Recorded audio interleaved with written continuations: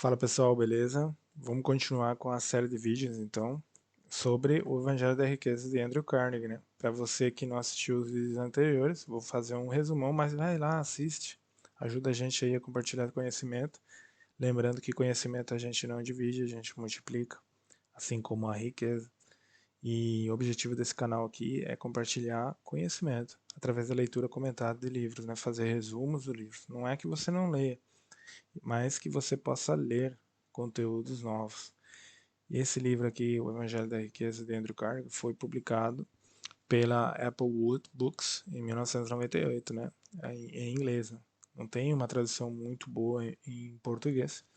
E para quem não sabe quem foi o Andrew Carnegie, né? Ele foi um dos magnatas da indústria do aço nos Estados Unidos no século XIX. Se tornou o homem mais rico do mundo na época, né? E nos Estados Unidos e no mundo, né? E ele até hoje é considerado aí tá entre os três mais ricos da história da humanidade. A riqueza dele é estimada atualmente em uns 400 bilhões de dólares, que equivale mais ou menos umas 3 vezes a riqueza do Elon Musk, né? E que é uma referência aí, que chegou a ser o mais rico até pouco tempo atrás, né? Continua aí. Acho que é o número 2 hoje em dia. Se você pegar as riquezas dos 10 homens mais ricos do mundo na atualidade, equivale à riqueza que esse homem teve se ele tivesse vivo hoje em dia, né? Padrões atuais. Ele é pai da filantropia, da ajuda. Né? Filantropia é nada mais ajudar aqueles que têm menos que você. Se você sempre tem alguém que tem menos que você. Se você puder ajudar, ajude. Faz muito bem para você e para os outros, tá ok? Uma forma de você me ajudar, assim como eu estou te ajudando, com essa leitura que está em inglês e talvez você não poderia ter acesso, através desse vídeo você tem acesso, é compartilhando o conteúdo desse vídeo, dando like, comentando. Ajuda demais para fazer mais conteúdos como esse que dá trabalho. Fazer uma leitura, um resumo e tudo mais, tá ok? Eu poderia ter feito isso aí para mim, sozinho, e ficar comigo, mas o conhecimento ele é mais duradouro e ele dá mais resultados se é compartilhado. Então faça o mesmo, compartilhe, assim como eu fui generoso com você, seja generoso comigo e com os outros, tá ok? E vai lá, dá uma assistida nos outros vídeos. Comece pelo 1, onde eu faço um resumão geral do que é o livro, do que ele trata, tá ok? Então vamos lá, na ideia número 4, capítulo número 4 do livro, ele fala, basicamente está intitulado Para o Benefício da Sociedade, no caso, né? O que ele fala? Ele, basicamente, nesse capítulo, né, resumindo muito, né, o Andrew Carnegie, ele diz que a única forma realmente prática de distribuir o excesso de riqueza, né, que muito é falado da distribuição de renda, né, no Brasil está muito em voga isso aí, né, então ele falava que a única forma realmente prática de distribuição do excesso de riqueza, de renda, né, é garantir que ela financie o maior número possível de pessoas, ou seja, que chegue no maior número possível, seja eficiente essa distribuição. Imagine, em 1889 ele já estava falando isso, né? Que é a data de publicação do original, né, em inglês.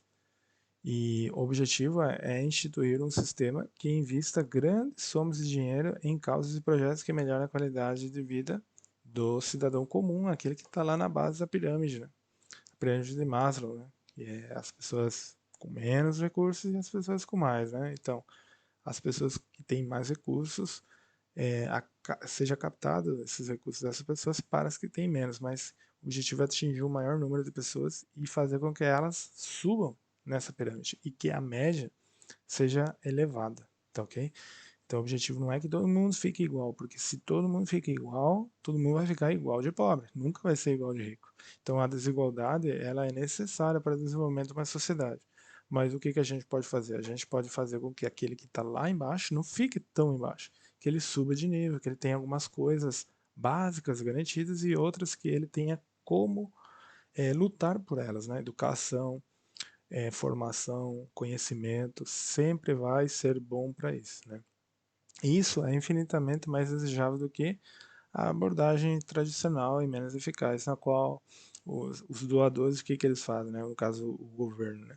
Eles distribuem as quantias significativas menores entre os membros públicos ao longo de vários anos. Então, em vez de você dar ali quantias pequenas, o que, que você tem que fazer? Você tem que gerar algumas regras. Se a pessoa fizer tal coisa, ela vai ter uma renda proporcional às coisas que ela fizer e que sejam metas, objetivos que você traça para essas pessoas que sejam alcançáveis, que possam ser alcançados, seja viável para aquela pessoa nas condições que ela está, com os conhecimentos que ela tem. E se exige dessa pessoa sempre ir adquirindo maior capacidade, capacitação, maior conhecimento. Então você consegue elevar a média da sociedade. Agora, sem supervisão formal e regras claras, né, diretrizes claras, o doador, no caso o Estado, o homem, as pessoas ricas através do Estado, né, que não é o Estado, são os que têm os mais abastados através do Estado sempre, né? Nós mesmos, né? A sociedade não tem garantia de que as pessoas necessitadas vão usar os fundos de forma adequada, em vez de gastá-los em coisas supérfluas, né?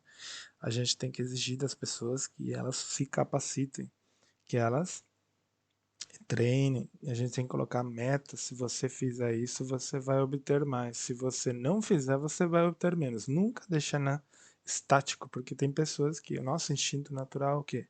A maioria das pessoas, não todas, é o quê? Se acomodar, ficar na estanqueidade. A gente não pode ficar nisso. Propósito para não ficar estanco e para crescer.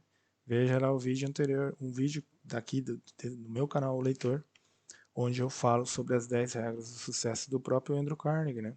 Que ele explica isso aí. Se você não sabe quem é Andrew Carnegie, né? Ele é uma pessoa que começou do zero, né? Ele não tinha nada. Ele entrou como imigrante nos Estados Unidos, da Escócia, numa época que a Escócia era um país muito pobre, século XIX, final do século XIX, e ele fez fortuna nos Estados Unidos, né? Ele conseguiu se levantar e sem ter educação superior, nem ter terminado a educação básica. E ainda assim, ele é um dos maiores fundadores de bibliotecas e fundou a Universidade Carnegie Mellon, né? Sem ter ido para a universidade, porque ele entendia que o conhecimento era a base do crescimento de uma sociedade em geral. Então, ele tinha uma frase também, né, seguindo essa ideia, né, de benefícios para a sociedade. Ele acreditava que se, no caso, as pessoas que tinham muita riqueza deixavam a herança, né, se as heranças fossem tributadas com a taxa no momento do falecimento do testador, né, da pessoa que vai deixar a herança, o Estado então impõe uma de alguma forma, uma condenação egoísta e indigna do milionário. Ou seja, se ele não propor, é, de alguma maneira, o Estado ele não propor algum tipo de penalidade para as pessoas que não usam sua riqueza em vida, o que vai acontecer? A pessoa vai continuar concentrando renda. Então, se você o Estado ele precisa criar certos mecanismos não só para o que está lá embaixo da pirâmide, mas para o que está lá em cima. Se aquele lá em cima não gerou mais emprego e mais renda, ele é mais penalizado. O imposto de renda dele tem que ser maior, tá ok? Então, o legado de 5 milhões de dólares, né, de um governador que teve nos Estados Unidos, que ele deixou isso aí, né, o Tilden, né, que foi ex-governador do estado de Nova York, para criar uma biblioteca pública gratuita na cidade de Nova York, é um exemplo de como investir a riqueza individual em benefício da sociedade. Naquela época, não existia o Google, né, não existia o YouTube. Então, como que compartilhava conhecimento? Através dos livros, né? E até hoje. E era a única maneira de fazer isso, né? Então, uma biblioteca era uma saída, era uma via muito rápida para que as pessoas sem conhecimento pudessem aceder. O próprio Andrew Carnegie, ele confessa que no começo as coisas ele aprendeu indo nas bibliotecas. Ele teve a sorte que ele vivia em Pittsburgh, né? Que era uma cidade grande nos Estados Unidos e tinha biblioteca. Ele pôde se capacitar lendo livros. É autodidata. Mas a maioria das pessoas não tinham esse acesso, então ele se preocupou muito com isso. E ele valorizava muito o exemplo de um ex-governador de Nova York, que ele deixou, né? Em vida, ele construiu o quê? Bibliotecas, com 5 milhões de dólares na época, né? Que hoje em dia seria mais ou menos uns 5 bilhões de dólares em valores atuais. Então, ele entendia que, por exemplo, uma biblioteca, e os livros em geral, né? Abrem todos os tesouros do mundo contidos, né, nesses livros, né, para todos e para sempre, ou seja, você deixa ali uma constância para sempre, tá ok? Sempre que você faz um vídeo explicando alguma coisa, um curso explicando alguma coisa, ou publica um vídeo, escreve publica um livro, escreve um livro sobre um determinado assunto que você sabe, um conhecimento aí que você quer transmitir, você deixa a riqueza para os outros e multiplica. Porque a riqueza a gente não divide, a gente multiplica. A verdadeira riqueza é assim. Então ele teria sido muito mais digno de elogio, ele mesmo se tivesse administrado e doado antes de morrer, né? Que é o que esse cara fez. Né?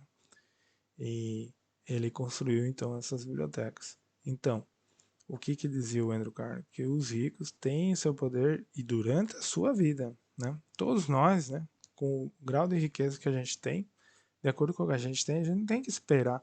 Você nunca espere ter muito dinheiro para ajudar os outros.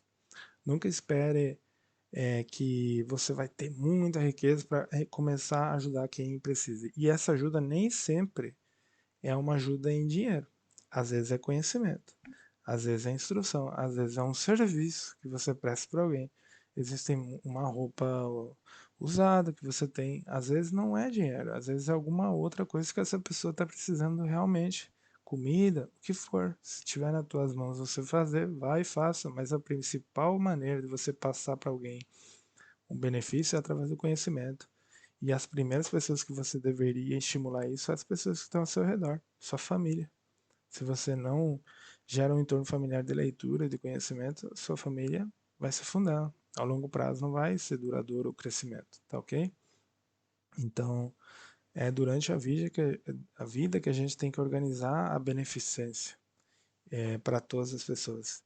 E isso também é válido para os governantes.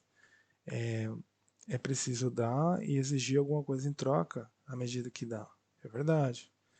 E é preciso que as pessoas entendam que todo dia tem que acordar para pensar: o que, que eu posso fazer hoje? Como que eu posso melhorar hoje? É isso que o Andrew Carnegie deixa nessa ideia número 4 do benefício da sociedade. E ele conclui, né, dizendo o seguinte, que as pessoas com recursos devem reconhecer o que tem, né, e devem ficar gratas, né, pela extraordinária oportunidade que tem de fornecer ajuda ao longo do prazo das seus concidadãos, né? Com os seus semelhantes. Se você tem um pouco melhor de condições, você está me assistindo você já está numa situação um pouco mais cômoda, você já está na hora de você ajudar os outros. Se você nunca ajudou, serviço comunitário, com os seus recursos materiais e também com conhecimento, instrução, cursos, faça isso, ajude outros, porque é assim que a gente cresce. O poder de influenciar e enriquecer as vidas dos outros é um presente valioso e raro que ninguém pode dar o luxo de desperdício. Se você está na tua mão, faça. Convém. É isso que ele deixa claro, o Andrew Carnegie. E dizer que trabalhar pelo bem do próximo é a vocação mais louvável na vida sem nenhum exagero. Então, você, mais do que morrer pelo outro, você precisa viver pelos outros. Tá ok? E trabalhar pelo bem do próximo quando você fala assim, eu vou ajudar a sociedade, não adianta, ajuda aquele que está ali no ao seu lado. Se tiver alguma coisa que você possa servir aquela pessoa, se isso for recursos financeiros e você tiver condições, sem que isso gere algum tipo de escassez para você, faça, né? E se for com outro tipo de conhecimento, treinamento, instrução, ajudar a conseguir um emprego, alguma coisa, faça. Você não sabe o dia de amanhã.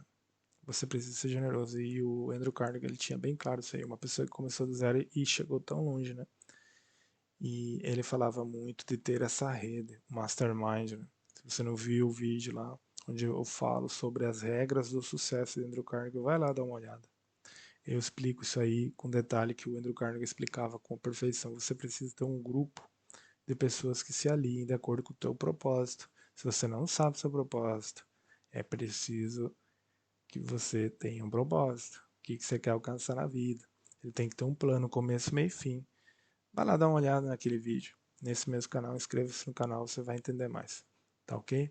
Então isso foi tudo, a parte 5, sobre basicamente a ideia número 4, que é o benefício da sociedade, do livro O Evangelho da Riqueza de Andrew Carnegie, que é uma leitura comentada que eu estou fazendo em várias partes aí. Podia muito bem ler isso aqui só para mim, ficar para mim e pronto. Mas eu estou compartilhando com você, sendo generoso com você. Seja também generoso com outros e comigo. Dá um like aí, compartilha esse conteúdo com outras pessoas, com seus conhecidos. Isso aqui é enriquecedor, vai ajudar muita gente, eu tenho certeza. Então seja generoso você também para que outros possam ser generosos com você. Sempre tem alguém que sabe menos que você. Não acredite que não vai ajudar ninguém. Seja generoso sempre, tá ok? Muito obrigado aí pelo tempo de vocês e assistam aí a série de vídeos sobre o Evangelho da Riqueza de Andrew Carnegie, tá ok? Falou, pessoal. No próximo vídeo a gente vai falar o seguinte conteúdo, é a parte 6, onde a gente vai tratar sobre a ideia número 5, que é o mandato para os ricos. Isso aí pega pesado, que se você tiver condições e para você que não tem, mas que vai chegar lá, você tem que acreditar, né? Que vai chegar lá, então você precisa entender também o conteúdo do próximo vídeo. Falou? A gente se vê lá. Fui.